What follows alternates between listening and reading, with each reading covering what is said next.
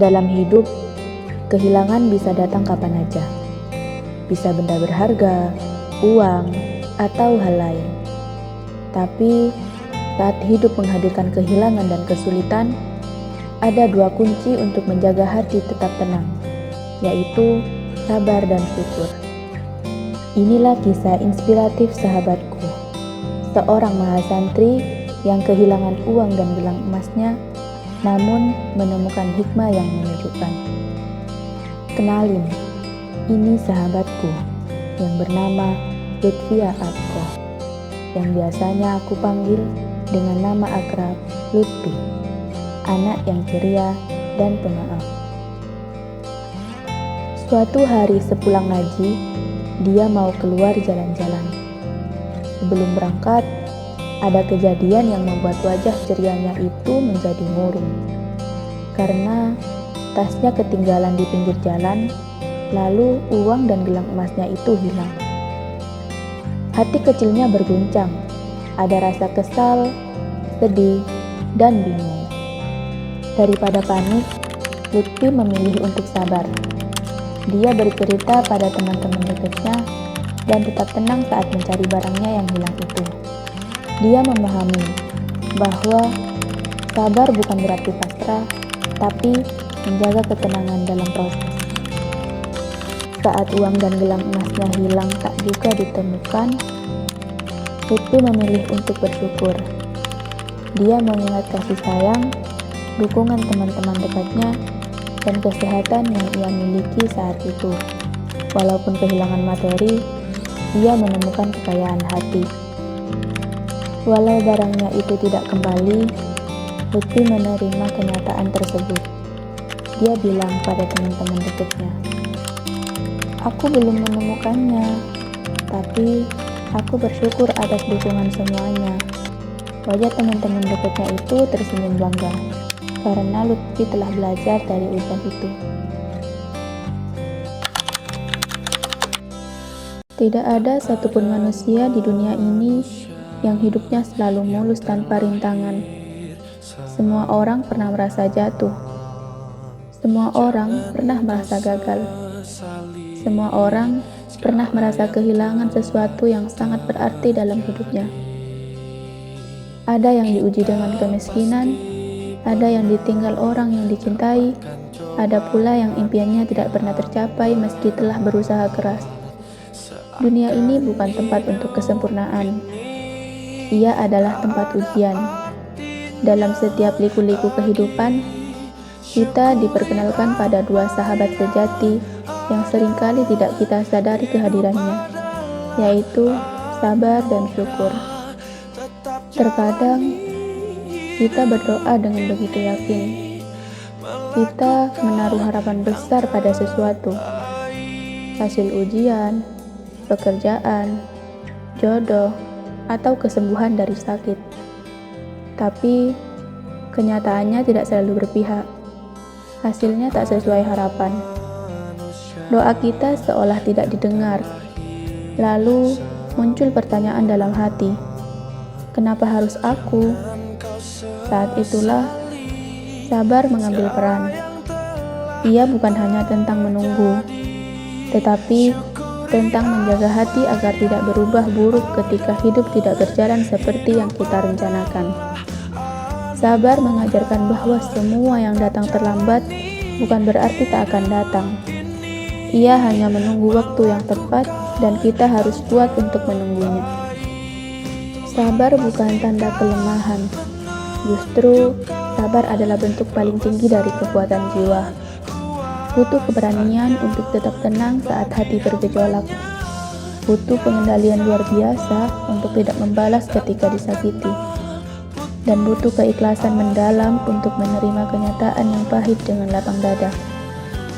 Sabar tidak menjanjikan hasil yang instan. Tapi, satu hal yang pasti, sabar menjanjikan ketenangan hati. Orang yang sabar tidak mudah dikalahkan oleh keadaan. Ia mungkin menangis diam-diam, tapi hatinya tetap menyala oleh harapan dan doa. Lalu, ada syukur. Ia datang bukan karena kita punya segalanya, tapi karena kita tahu cara menghargai apa yang sudah kita miliki. Syukur mengajarkan kita bahwa bahagia itu bukan milik orang kaya, bukan milik mereka yang punya segalanya, tapi milik mereka yang tahu cara bersyukur. Terkadang kita terlalu fokus pada apa yang belum kita miliki, sampai lupa mensyukuri hal-hal kecil yang sebenarnya luar biasa. Tubuh yang sehat, keluarga yang mencintai, teman yang peduli, bahkan kemampuan untuk bernafas setiap pagi.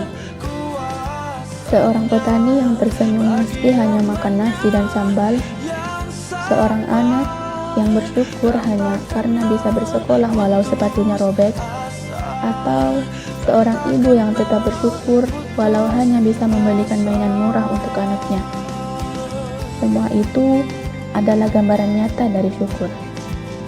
Syukur tidak mengenal ukuran. Ia hadir dalam bentuk sederhana, tapi membawa kedamaian yang luar biasa. Ketika hati mampu bersyukur, hidup yang sederhana pun terasa cukup. Kehidupan ini selalu berputar. Ada kalanya kita berada di atas, dan ada kalanya kita berada di bawah. Saat kita diuji dengan kesusahan, kita dituntut untuk bersabar.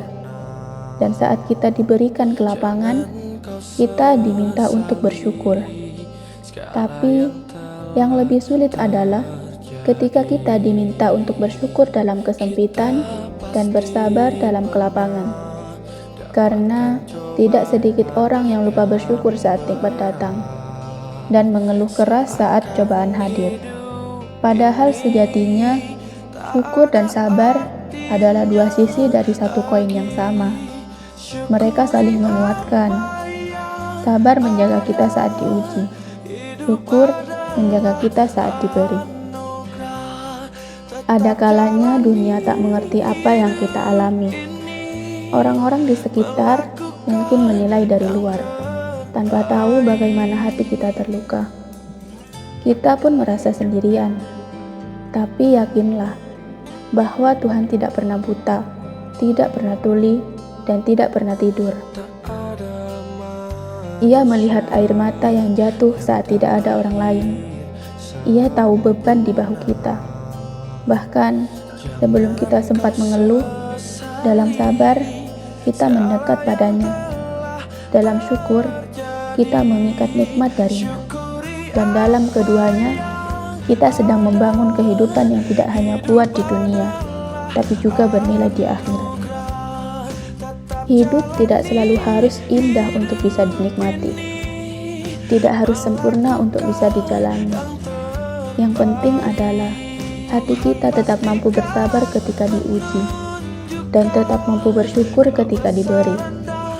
Banyak orang mengejar kesempurnaan, tapi melupakan makna. Banyak yang berlomba mengejar sukses, tapi lupa membangun ketenangan.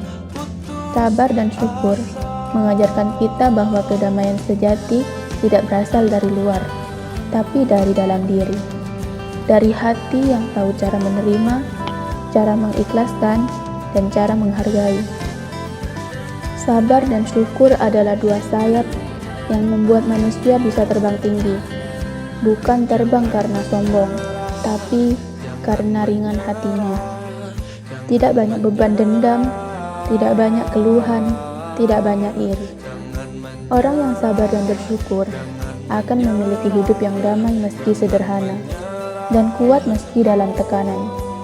Ia tahu bahwa hidup ini hanya sebentar, maka ia memilih untuk menjalaninya dengan ikhlas, bukan dengan marah-marah. Ia memilih untuk tersenyum, bukan mengeluh, karena ia percaya setiap peristiwa sekecil apapun selalu ada alasan dan pelajaran yang berharga. Maka jika hari ini kamu sedang menghadapi ujian, bersabarlah. Jangan biarkan kesedihan membuatmu lupa akan harapan. Dan jika hari ini kamu diberi kelapangan, bersyukurlah. Jangan sampai kelimpahan membuatmu lupa bersujud. Hidup ini akan selalu datang dengan kejutan, kadang manis, kadang pahit. Tapi selama kita punya sabar dan syukur dalam hati, kita akan baik-baik saja. Kita akan kuat.